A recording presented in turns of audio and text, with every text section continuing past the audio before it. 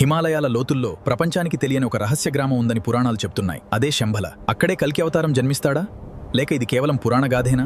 భాగవత పురాణం, విష్ణు పురాణం, ఇంకా కల్కి పురాణంలో శంభల అనే పవిత్ర స్థలం గురించి ప్రస్తావన కనిపిస్తుంది. పురాణాల ప్రకారం కలియుగం అంధకారంలో మునిగిపోయినప్పుడు విష్ణువు చివరి అవతారం భూమిపై అవతరిస్తాడు. అయితే ఈ శంభల ఎక్కడ ఉంది?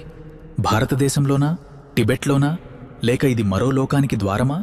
కల్కి టిబెటన్ బౌద్ధ సంప్రదాయాల్లో కూడా శంభల అనే దివ్య రాజ్యం గురించి కథలు ఉన్నాయి.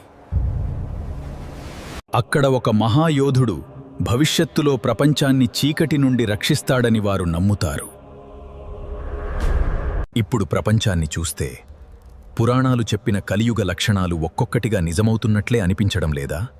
కల్కి మనిషి టెక్నాలజీకి దగ్గరవుతున్న కొద్దీ మనసుకు దూరమవుతున్నాడు.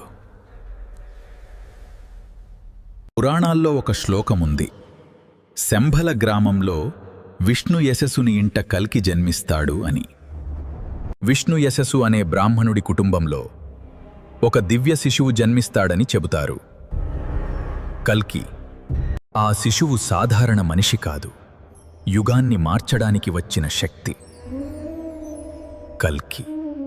కల్కి యొక్క తెల్ల గుర్రం దేవదత్తాద్ పురాణాల్లో అత్యంత రహస్యమైన ప్రతీకలలో ఒకటి. అతని చేతిలో ఉండే అగ్ని ఖడ్గం కేవలం ఆయుధం కాదు, అది అధర్మాన్ని నాశనం చేసే దివ్య శక్తి.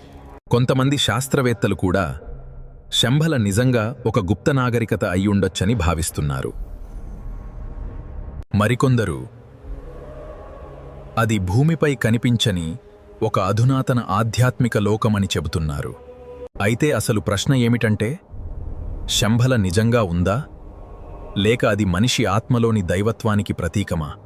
బహుశా కల్కి అవతారం బయట కాదు, మనిషిలో మేల్కొనే ధర్మమే కావచ్చు. కానీ పురాణాలు ఒక విషయం మాత్రం స్పష్టంగా చెప్తున్నాయి.